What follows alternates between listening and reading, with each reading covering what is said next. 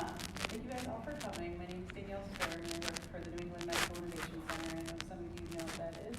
Some of you don't know what that is. We help medtech entrepreneurs and startups commercialize their devices and any kind of step they need, and ultimately help them get funding for their companies.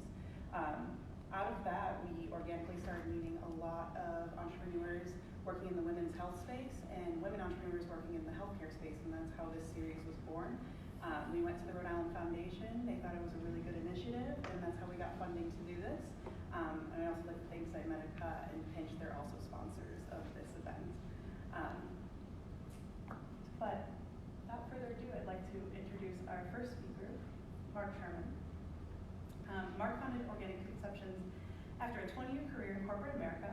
The idea came after him and his wife, Erin, struggled with infertility, decided to adopt, and then unexpectedly found themselves pregnant. Realizing that this phenomenon occurs regularly, they decided to conduct research to better understand the emotional and psychological journey that couples experience when struggling to conceive. I will let Marc tell the rest of his story and what his company does now. Great. Okay,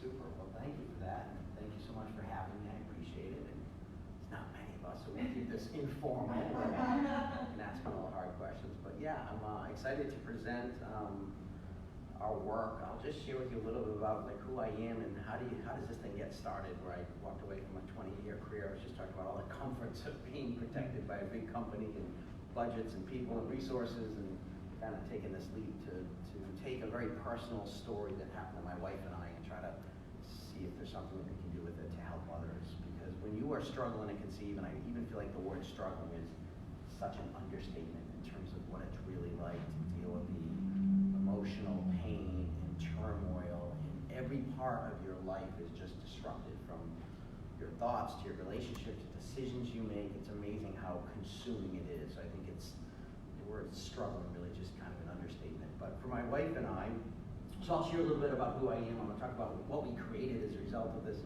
personal experience, and then I'll share with you why I think it matters, and how there's a really significant gap in the market in terms of addressing the emotional needs for women and couples who are struggling. And I'll share with you my vision. I'm a very small organization, kind of just getting started. I was talking about how much I learned in the last 4 years versus my 20 years in corporate America. So it's been a heck of a learning. We're doing a lot of things wrong, but every day we're making progress and feel good about our long-term direction and vision, the impact that we can make.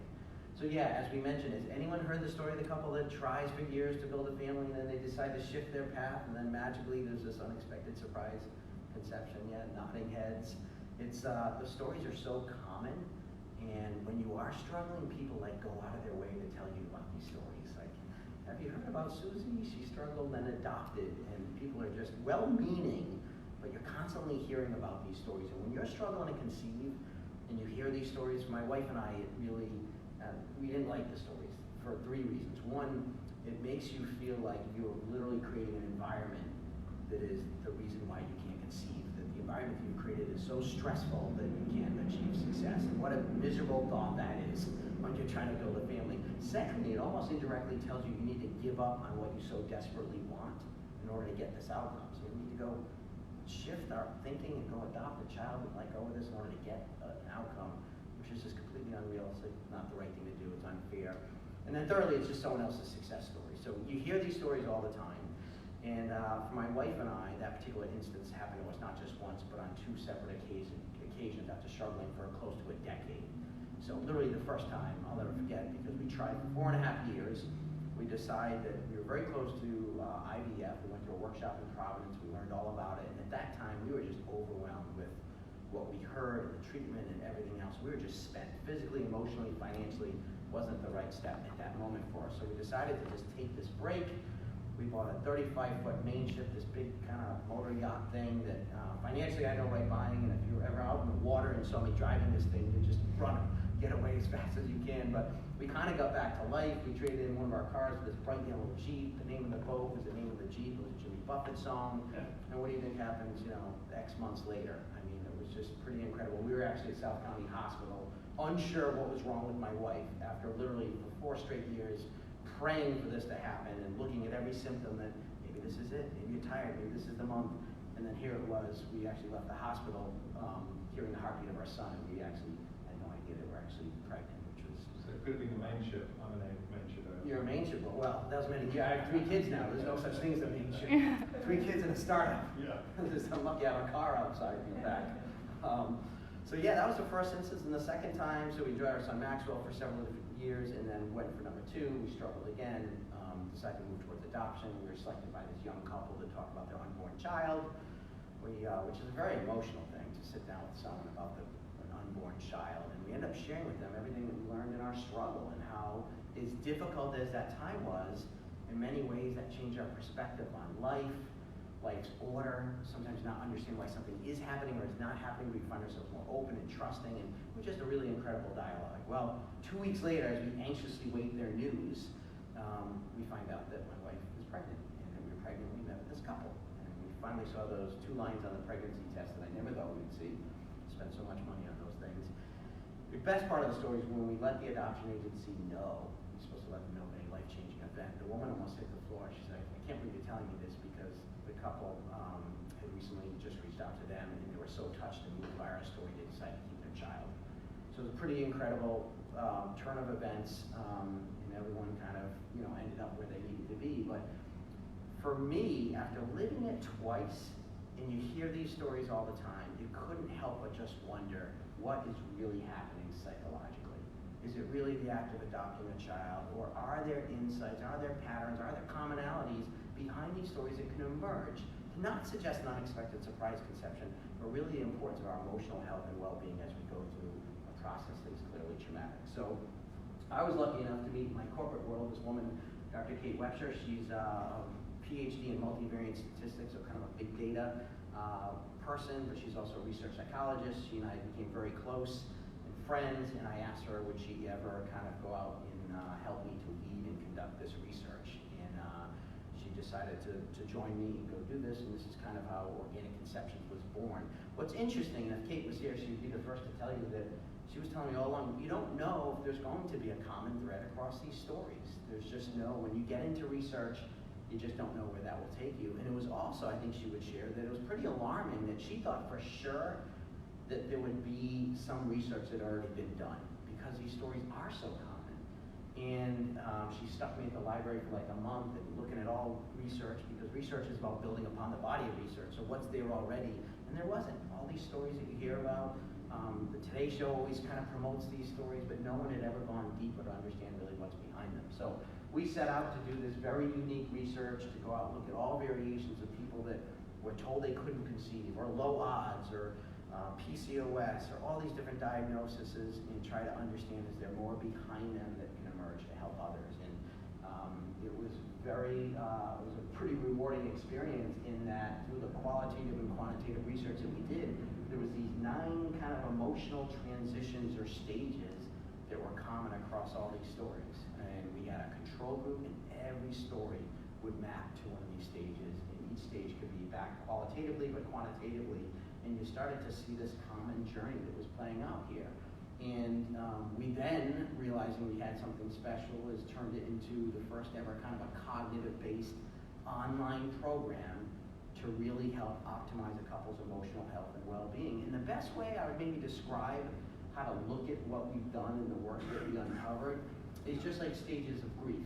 Dr. Kubler-Ross was the first to introduce this common experience that we're moving through.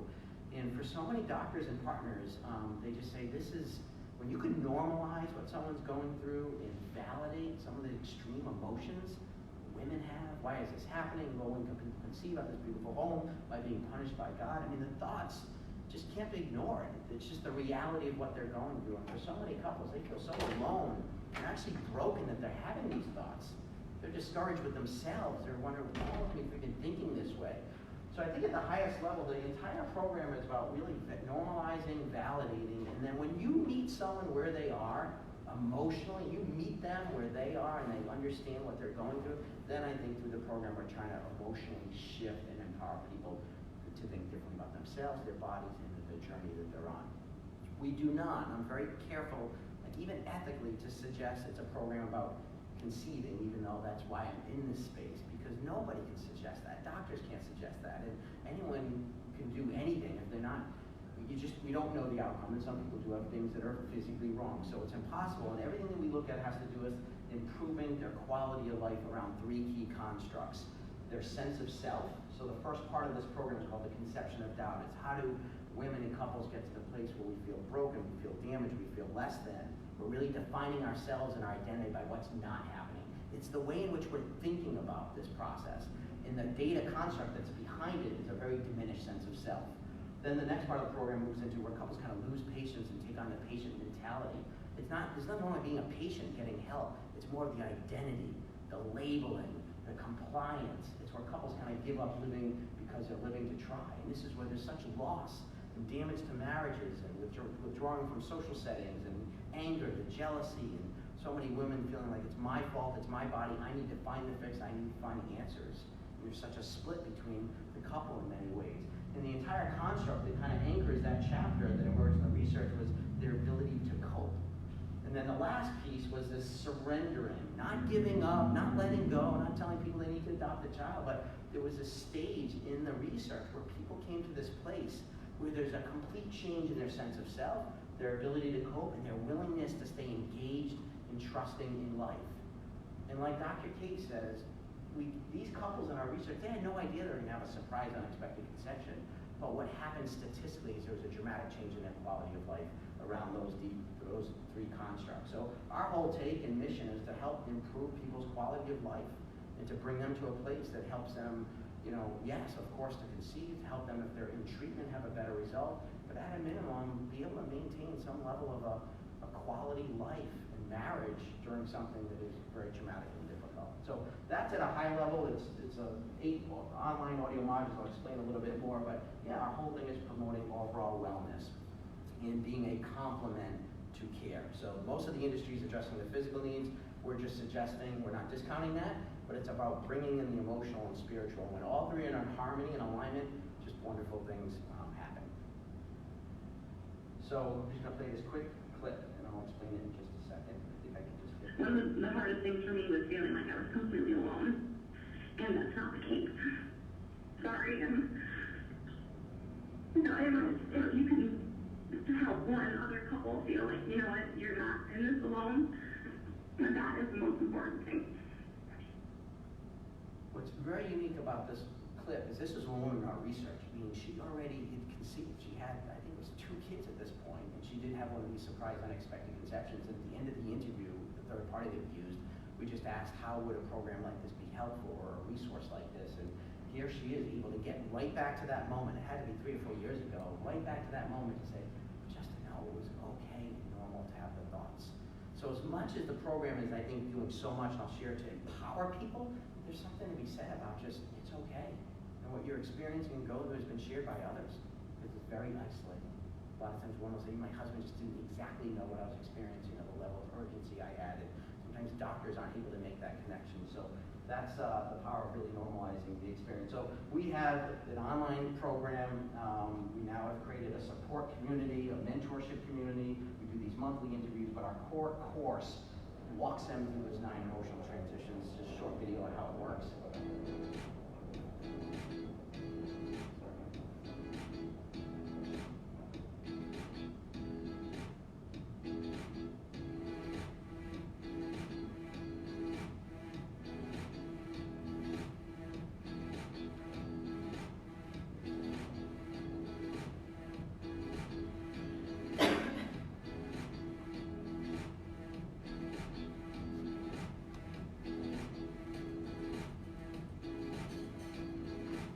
Program, it's all digital, it's all online, but we do have this workbook and journal as kind of the box set that some couples get. They can choose to, or they can download the workbook. It's a nice kit. We're redesigning some of the packaging now, but it's nice for them to have something physical that they hold on to while they actually move through the process itself. And they can do the program at their own self-paced. We've just added an option where if they want kind of a virtual guide or a mentor, so help coach and lead them through. So we'll continue to advance, how we best support them, but the core of it is the program, and it's really designed for couples. A lot of the action items when you're struggling is sitting on the woman, all the things she needs to do, and track and cycles and testing, and this is the first program to really help that couple actually find themselves and understand how we're processing what we're going through. And a lot of times women will do it themselves and say, I can't wait to do this with my husband. Other times they're doing it together, called date night. They do an hour a week is a module, and Another part of what we realized when we first launched the program for couples is that we didn't realize how the industry suffers too. So doctors, nurses, caretakers, practitioners, acupuncturists, anyone that's caring for someone struggling, the feedback we got from people is, this is hard to emotionally care for them. I feel overwhelmed, I feel the burden. So what we did very early on is realizing we needed to create a training to help the doctors and nurses and caretakers better empathize and understand exactly what are those emotional transitions, what do those stages sound like, how can we better identify where they are to better empathize and serve them and connect with them. So we created an online practitioner training series that just got accredited at a University of Health Sciences for continued education credit. So there's a lot for us to do to help the industry better empathize and make sure that we're treating the whole person. I'm gonna just share this quick clip from a doctor. What led the team to the decision to actually include this for any couple that goes through your hands, where you're actually including this program? I think it was probably, in the first instance, it was probably the challenge we were experiencing as a team, looking after these couples all the time. And that has an emotional toll on us.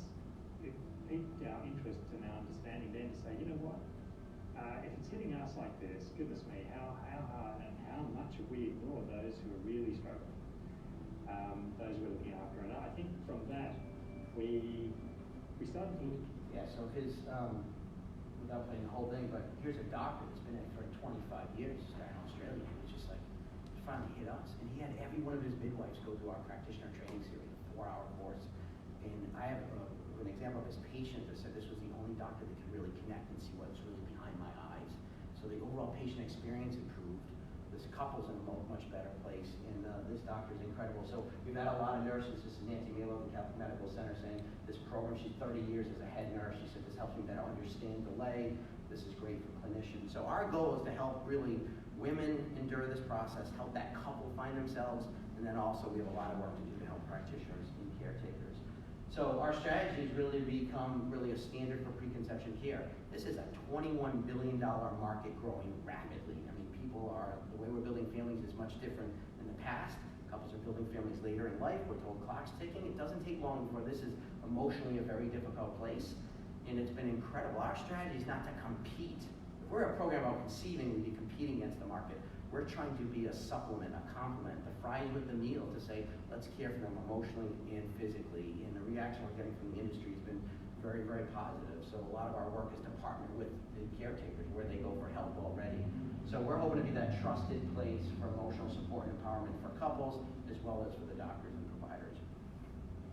So why does this matter? Millions of couples are struggling, as I mentioned. It's 1 in 8, but there's a certain criteria for you to be counted. It's got to be 12 months of trying. There's people that are 3 months of trying that are emotionally starting to feel overwhelmed with the process. So millions of people struggling. 50% of women have the most upsetting experience of their lives. Sometimes you just don't need data to tell you this is just a hard time for couples emotionally.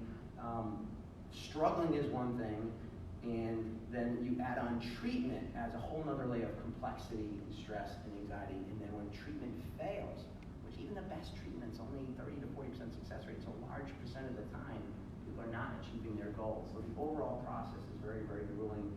And another quick video. I am so sorry. I can't give your some kids. And I said, I feel like I'm damaged. I felt like I, as a woman, am not the way I thought women are designed to have children. I didn't have children. So I play this because it's just sometimes hearing it is different than presenting on it. But this woman was the woman that was in our front, my front slide, and she actually conceived triplets naturally. She never really hear that. I heard them on the news station locally. They're a local family that was promoted on the news because of their story, and I reached out to them and they did the research. And my wife is literally, and here she is. She's got, at this point in time, she had her babies. My wife's in the other room juggling her 3 kids, and once again, she can get right back to that moment when she was telling Ryan's mom that, sorry, this isn't happening, and how broken that she felt in that process. And then a second thing that was amazing was happening on our couch was the dynamic between Ryan and Liz. When Liz said, I just felt like I was letting you down, he said, I never felt that way. Even the cameraman that was filming this, he said, he couldn't help but tear up. They're having this conversation probably a year and a half too late about really how they both felt and what they were thinking. And I'm just thinking that would be incredible if it happened at the time, because she just felt like she was letting him down. She thought he'd be an incredible dad. She saw him with her nieces, or her sister's kids, or whatever it was. She said, I'm neglecting him from that. What a horrible idea. He said, you weren't. It was okay. So it speaks to several different things. So as I mentioned, the emotional devastation happens much quicker than people think. Within just 3 months, that early worry, that early anxiety starts to morph into fear and panic. Why? We're told our clock's ticking, we're building careers later in life. Huffington Post had a report about women in their early 20s that asked what their biggest health fear was, and it was infertility and getting straight answers. So this is prior to even trying or anticipating how we manage it all. Companies are freezing eggs. There's a level of worry and anticipation. I've been on birth control, and within several cycles of this not happening, this emotionally becomes really mental quick. So when you do address the needs, wonderful things happen. I just have a few testimonials, but this was just today. I screenshotted this morning when I came in. A woman reached out to me and said, good news, miracle has happened. We have a lot of metrics. Our best metrics is someone who's still living with the uncertainty, but they're thriving, and they're finding themselves, and they're getting on. That's incredible because they're still in that difficult state, but this particular woman just shared how the program helped to open her eyes. They decided to make a shift in their journey. Some people decide have success with treatment. Other people decide maybe it's time for a break. Others, a couple say, we decided through the program that adoption is our path and we're not settling. This is just where we need to be right now. This doesn't mean it still can't happen on our own. So I think the program helps people just find their way. But this woman just this morning was writing to us to tell her it happened and that they were successful. So this is the stuff that keeps you going. Other people, the feedback starts to say, I feel like I've come out of this dark cave I was in. I didn't realize how much I internalized it. I don't remember what it was not like to have this cloud of infertility hanging over me. So many people say, this woman said, I'm on week 3, it's absolutely the component I've been desperately needing. I'm considering counseling, but no one exactly knew the needs. And it talks about the fears and worries we described are spot on. So many people said it was like, this thing was like reading my mind, because we spent a year plus researching it, mapping it. So a lot of very, very positive. This woman talked about, she got into the journaling and she said, I didn't realize how much resentment I was carrying. And in parentheses, she said, oh yeah, to my doctors, my husband, my family, the world. The doctor reached out to me and said, I'm trying to care for her physically. She's mad at the world and me. We have to diffuse this. This has got to be part of the preconception care model. So our results that we look at all have to do with quality of life, around sense of self, willingness to stay engaged with life, and ability to cope. Very, very positive metrics. I won't bore you with it all. And then lastly, my last slide, you never thought I would get there, is that our approach is really strategically is that there are thousands of industry providers, from OBGYNs to acupuncturists to fertility care practitioners to doctors. We are neutral and horizontal. We're trying to be an accompaniment to the model, and it's allowing us to have a wide breadth of people. And I think our ability to get out there and become the brand leader. I was training a doctor in Virginia, and he said, within 15 minutes, I've not seen anything like this. I have no tools to address the emotional needs. And he even said to me, even if this is a successful outcome, if there's not alignment emotionally along the journey, you have no idea how much damage that I see in marriages and divorce rates. And he said, outside of sending them to a support group, I've seen nothing like this. In fact, they can utilize it in their own home. I also have therapists that want to use this as a supplement as part of their physical engagement, to send them home with this resource. So thousands of partners that we believe become very viable partners for us. There's also industry players, ovulation tracking companies, banned locally with Pre-Mama, people that are in the fertility space. Most of them are addressing their physical needs. We'd be a nice complement to help support their brand experience. To say, anyone that's in this space, we know the one thing that the reality is emotionally this is hard. And then there's a direct-to-consumer part of our model to go out. A lot of people are searching online directly, and then wellness programs, corporations, insurance providers. Those become our top 4 means to go out there and reach the market. And that's it.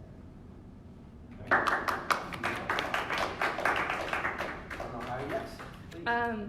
I was just wondering, is the reason that most of this program is geared towards women and couples because through research you found that men felt less responsible? So I think that so the program we designed it's all about the couple. Yeah.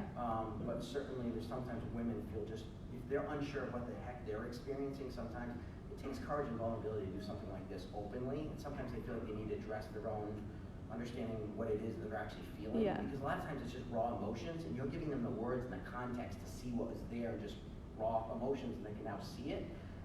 But I would say just statistically, the way a man is processing this is much different than that of his wife. Like in anything, that's just a difference. Neither right or wrong, but the problem is the inability to validate and understand and come together in terms of what to go do next. In most cases, the woman's just kind of owning this, trying to figure this out on her own. Husbands, everything's going to be okay, and being protective and trying to stay strong, and there's just an emotional disconnect that just naturally happens.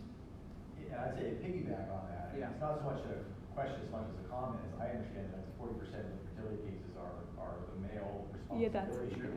So I'm curious to see if there's a module, or if you were considering developing modules for men who, as a man, maybe more closed off, maybe require a little bit more, tapping the shell and cracking to get them to open up. Yeah. Maybe they're experiencing something similar, and when they're equipped to better support their spouse, maybe there's a better outcome for all. No, it's a great point, and we think even though we did a good job of covering both in it, I definitely feel like I should have like a men's corner, because this is just, it's different. And there's also times I just want to give certain advice of like, I get how you're over here, because I spent 8 years over there, but our ability to find ourselves in the middle, and so I think it makes sense to do it. We've been asked for stuff specific for miscarriages, so there's quite a roadmap in terms of extra supplements, even family and friends. They're trying to care and love for people, but they don't know how to best do it. They don't always say the right things. I had a couple that I talked to. He said, we literally sent a note to our family and friends. We're not showing up at holidays or birthdays. When you really see what that's truly like, that they have to disconnect, so it's all awkward. He said, this has been horrible for my family. Went through the program, feels better, and he was asking me how to reconnect. So we love to have modules for even friends and family to better understand and empathize. So there's a pretty good roadmap for us to continue to advance in those areas. Thanks for that comment. I appreciate it. It seems like there is a huge opportunity for like revolutionary scale for this because of the unmet need and the demand. And you have 4 really good like covering all the bases, but did you consider a freemium model? Like the parallel that I'm drawing on is in the advanced care planning space. There are a lot of tools and online programs, but the one that is kind of the market leader and de facto brand is 5 Wishes, because it's a free printed brochure that every doctor hands out. And I'm just wondering if there's some kind of like old school or freemium way that might get your brand out there before people have to invest in this whole thing. It's funny you say this, because we've had such good validation. We've had doctors, this is incredible. I'm sitting here, but then connecting to their couple. The doctor could be on board, but that connection to the couple, we've had a gap there. So it's funny, just recently, we now have a separate site where the doctor can actually register their client for a free 30-day subscription. Okay. And there's just automated, so I at least get the name. Okay. So I literally have doctors, Dr. One, I said, every client now, we just sign them up. It takes 2 seconds. I get the name, and now it offers them something. It's a $68 value for free. If they continue, they continue. If they finish in 1 month, then we made that doctor look good, and he'll keep promoting us. So I feel like It's that. like, how do you reach, like, how many doctors are there? No, it's a huge selling challenge. insurance is really hard. Yeah, that's why it's hard. I'm open to that. That was our first attempt at attempting to say, take it for a month and see how this goes. We just started with going through our partners first to test that out. It's literally 30 days old, but they're now registered. And we'll have to see how that funnel kind of plays out, Yeah. But thank you for that. Yeah. What was the company you said? 5? So 5 Wishes. 5 Wishes. Okay. But there's like My Directives, there's like a lot of different tools, but like getting people to talk about the dying process and what medical interventions you want and what you don't want. It's like, it really should be a conversation with a doctor, but the doctor is seeing, 3 patients every 15 minutes. Right, yeah. Okay, that's interesting. Look at it, 'cause it's I like, will. it's a pretty well-refined program, even though it's a little old school. Yeah. Like it's pre-digital age, but it's still like, it has the market. Yeah, great. Okay, thank you. Cool. Thank you very much. Just as a side note, Mark, there is a venture event going on here on November 20th, where these will be pitches where companies with a valuation of over $1 million looking for more than 100,000 are going to go through a process and then do a series of pitches. So I just encourage encourage anybody who's interested in that to give me a ping, and we can send you the various pieces. So I'd like to introduce our next speaker, who's Marianna Zaslavski. Nice job. She's the founder and CEO of Norka Health, a fertility benefits startup. Norka is reinventing not only the patient experience, but bringing fertility benefits and coverage to a $4 billion U.S. market. Marianna has previously run several venture-backed companies, including Hook Logic, which was sold to Credia for $250 million in 2016. She also spent time at companies such as Bain Capital Ventures, Bain & Company, Bowery Ventures, and Citi. She was a fellow and VP of partnerships at Insight Fellowship. As Mark said, pretty informal. I feel like half of you know this already, so. But here's what I was planning on talking about today. So the main part of this was sort of the journey and how we got here, just as sort of Mark started out with, so I'll start there. And then I'll talk about Norka's launch and our pivot that we had over the last couple of months. Entrepreneurship, often that happens, right? So what you learn from it and sort of how that evolves is always an interesting story. So I thought I would share that with you today. And then I thought I would talk about our new model, and really the message I want to drive home to anybody that I talk to about our new model is that fertility benefits is not, do I provide benefits or do I not provide benefits? It's how are you providing those benefits? Because really we see ourselves as a fertility 2.0 company, and that's really where this whole conversation needs to evolve when we talk about fertility benefits. And then I was going to take a little poll and see sort of like who's in the room, but I know half of you, so I won't do that. But I was going to share sort of like what I've learned depending on who's in the room, but we'll see where we go with that one. All right, so let's sort of start out with my entrepreneurship story, how I got here. Really, the summary for me was finding a problem to love. So my journey started back in middle school when I started my first company, and I sold coupons to my fellow classmates. So you would pay me, a couple cents on the dollar off or whatever it was, and you didn't have to clip your own coupons. So who knew that was actually, maybe a Groupon, pre-Groupon, but I didn't take it much further than that. So many, many years went by until sort of my next foray into entrepreneurship happened when I spent about 4 years at Citi. I was a banker in their private bank division, and I started to get a little bored. It was the financial crisis. We weren't doing much, and a couple friends and I got together and tried to take on our first venture. And in New York, which is where we were, the startup scene was just nascent and just picking up there.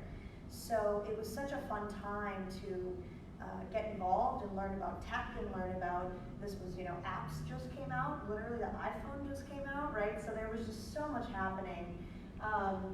And that was really, for me, enlightening in the sense that, wow, you really can have, there really is an industry that you can kind of merge into, and there's other people that are trying to start things, and there's frameworks, and there's meetups, and there's resources, and there's investors, and that was just growing and building. And obviously you sometimes need to see that around you to have a leap of faith and to start a journey in entrepreneurship. So that really inspired me to shift gears out of finance, and decided to go to business school to spend some time doing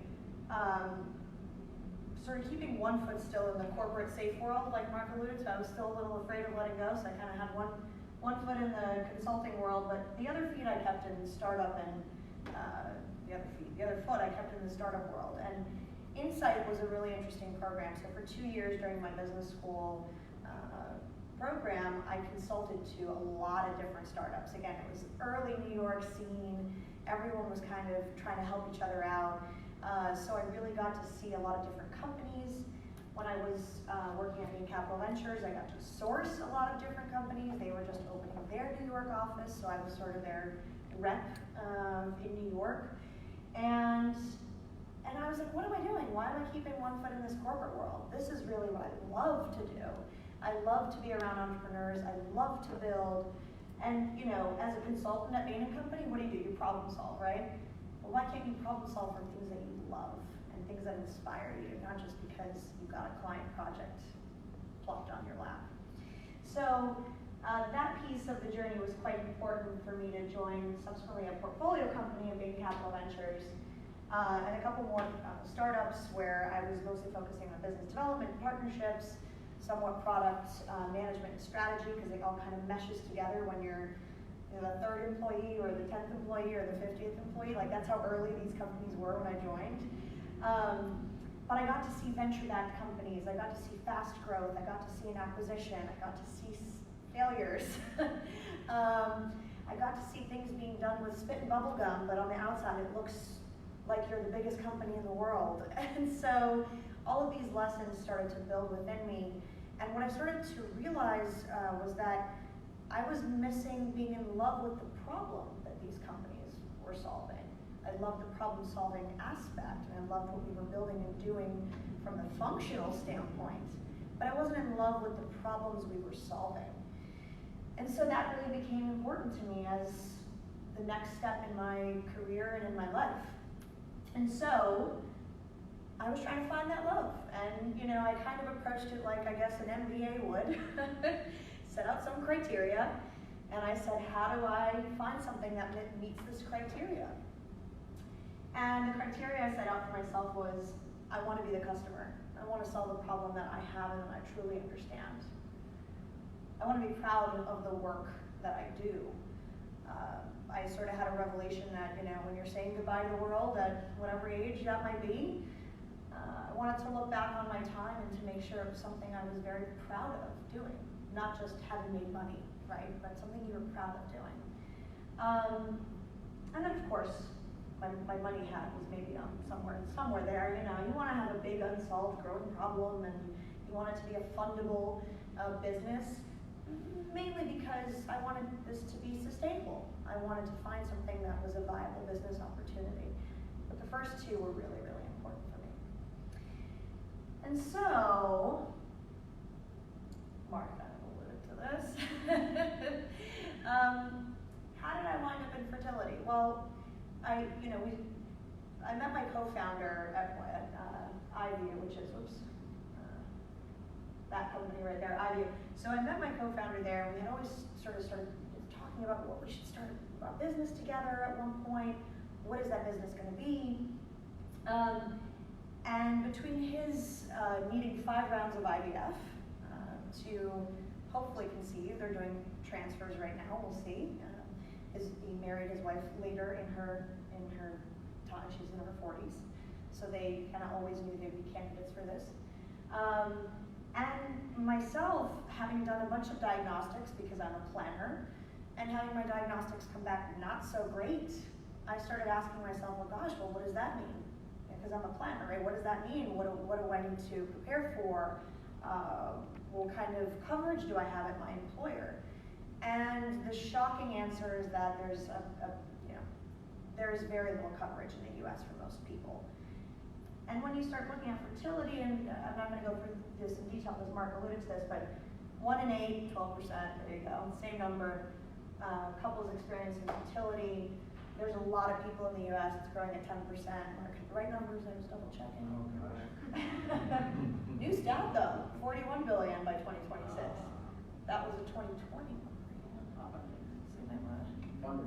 But even bigger market projected globally. So it met that criteria for me of, wow, this is a really big, unsolved, growing problem. I was my own customer. It was important. It was something I was proud of. And moreover, let's just quickly talk about this coverage gap. I was facing this issue. My employer didn't have coverage because New York State didn't have a mandated coverage. Rhode Island's a little different. Massachusetts is a little different. But there's a handful of states that have mandated coverage. So when you start to do the numbers and you start to look at what does the average family actually earn, how can this be affordable for anybody? The last criteria was it had to be fundable, right? So looking at the amount of money that had been invested into femtech just in 2018, about $100 million goes into just fertility-related businesses almost every single year. So there's a lot of companies across a lot of different aspects of fertility and general conception or period tracking. It kind of blends a little bit, but a lot of different companies, all very young. Most of these companies are less than 5 years old. So this industry really started to pick up right around the time I started looking into it and experiencing my own frustrations with what it could mean for me. So it really met that criteria, and I decided to quit my job. I found the problem that I loved, and we launched Norka very quickly, within 3 or 4 months.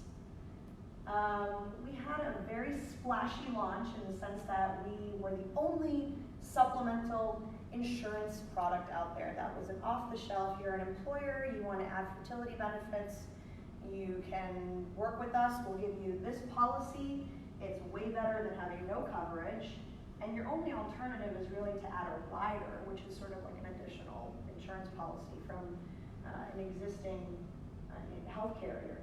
And if you look at what these riders consist of, not so great.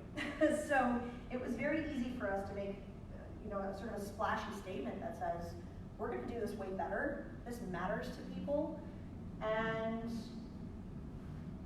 we can make money. So we worked with an underwriter, we had a whole model for how we were going to charge, who takes what portion, what our loss ratios were. Things were all kind of checking out. And again, 3-4 months in, super quickly, we built an advisory board, we built our care team, we had fertility nurses, we had doctors, we had a medical certification board already built.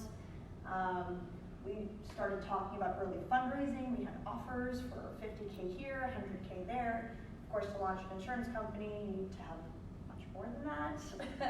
So we really were aiming for $3 or $4 million from the initial raise. We got into 2 accelerators. We won $10,000 at a pitch competition. Things were really going great.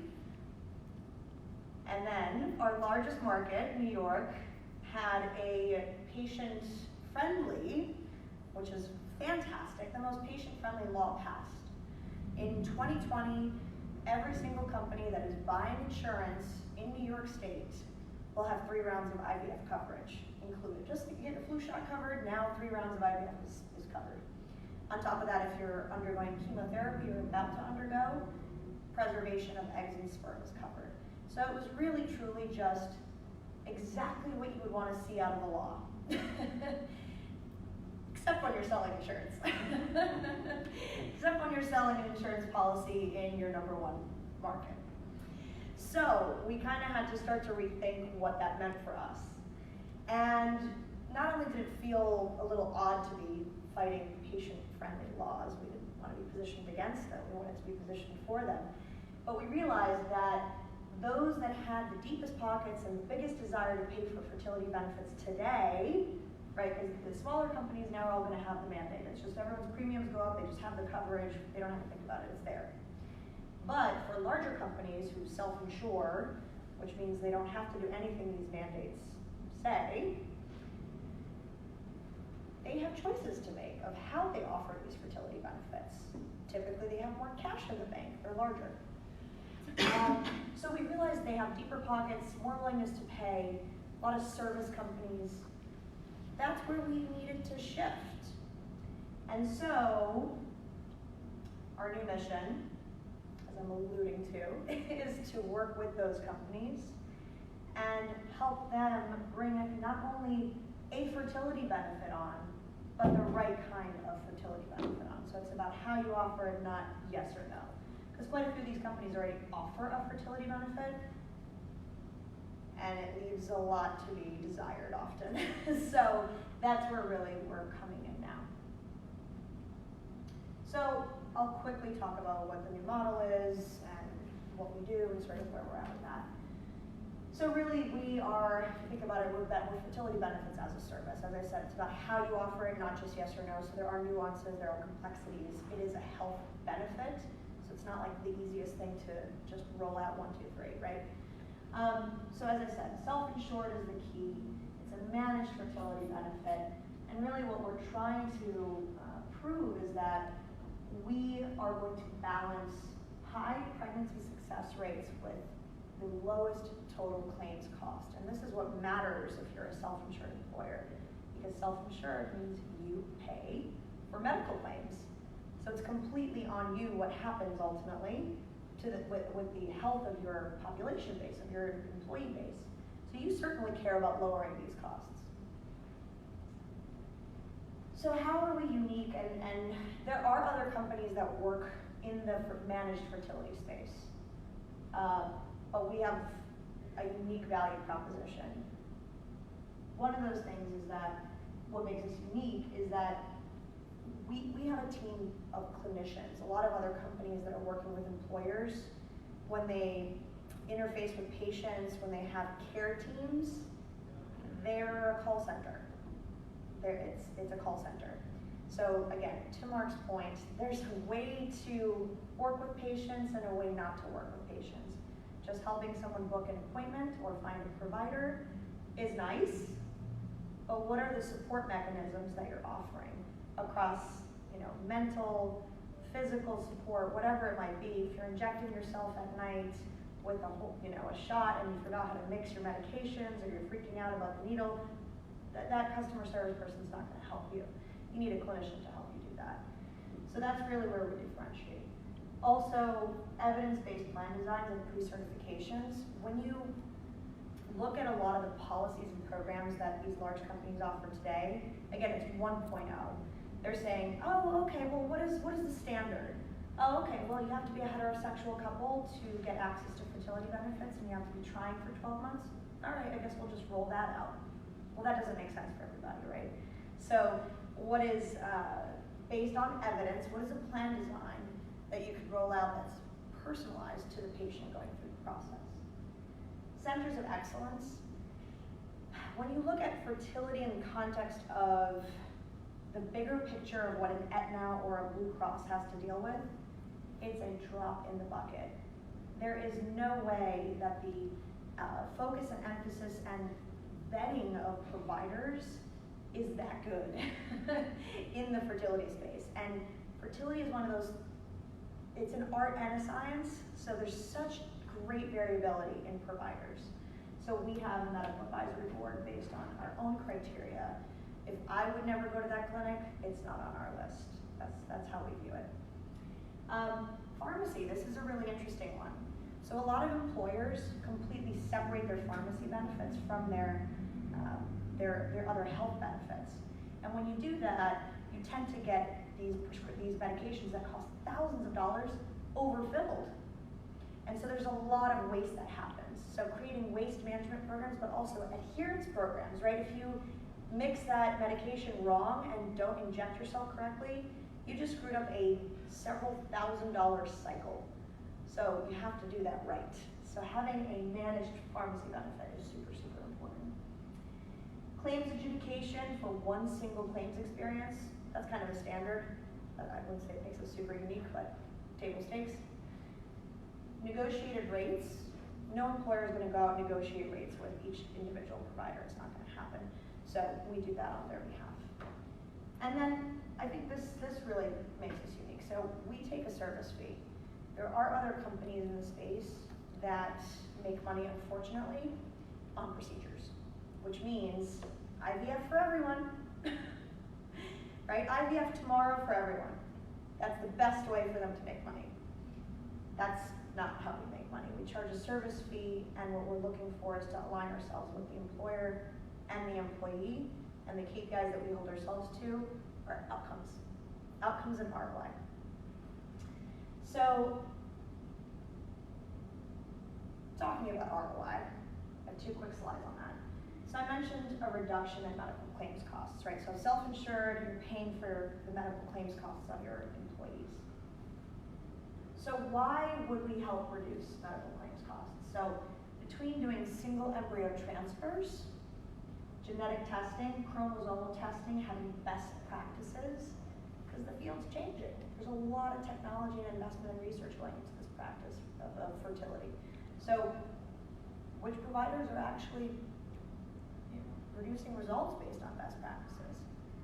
And then donor egg subsidy, this is quite unique as well. So I'll talk a little bit about all these things. So there is a pretty high prevalence rate of things like twins and triplets with IVF treatments, unless you have a single embryo transfer policy.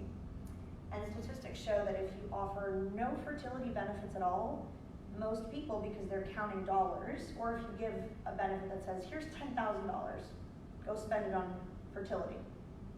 You're still counting dollars. It's not your own dollars anymore, but you're still counting dollars.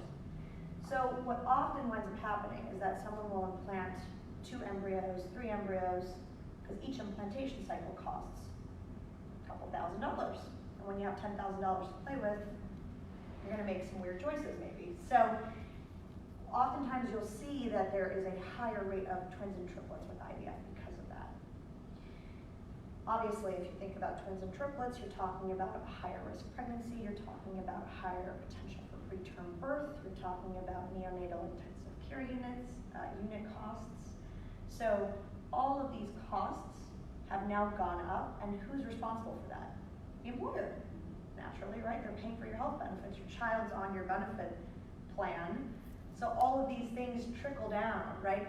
Similarly, if you don't offer genetic testing or chromosomal testing, which most employers don't, you're leaving yourself open to costs that are gonna trickle right back down to the employer. And when you're creating embryos, there's an opportunity, it's not to say you have to, right? But there is an opportunity to test those embryos to make sure you're picking the most viable and healthy embryos. So costs can come down if you let people have the choice to have that included in their coverage plan. Best practices, there's just too many for me to cover, but you can imagine. Best practices lead to better outcomes. We'll get more into that. Donor egg subsidy. So this is an interesting one. So most times donor eggs or sperm are not covered, just flat out not covered by any policy. That doesn't always make sense, right? So if you know that, especially you're over a certain age, the quality of your eggs tends to go down, similarly with sperm.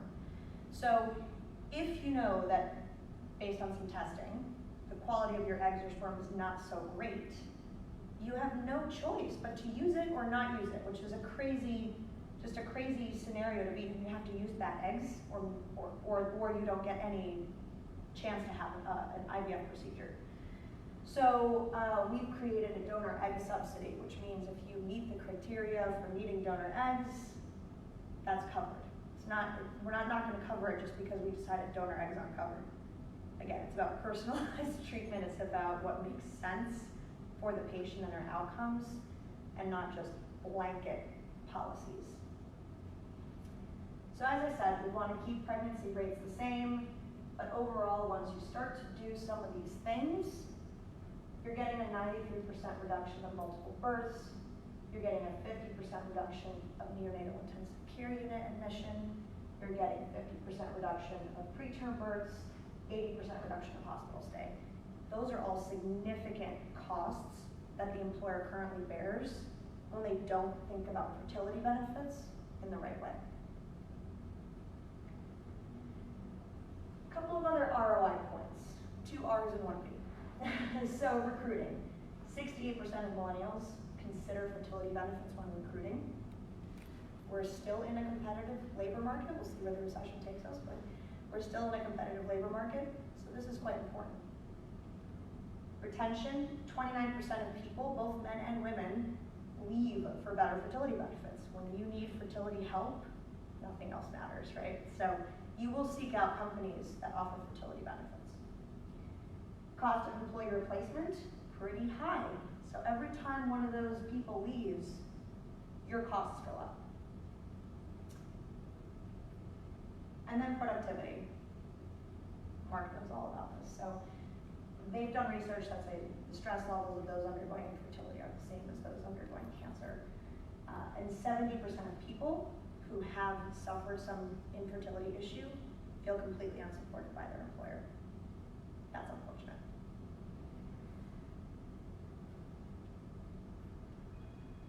Is that not working anymore? Try putting it that way. Run me back through the legs.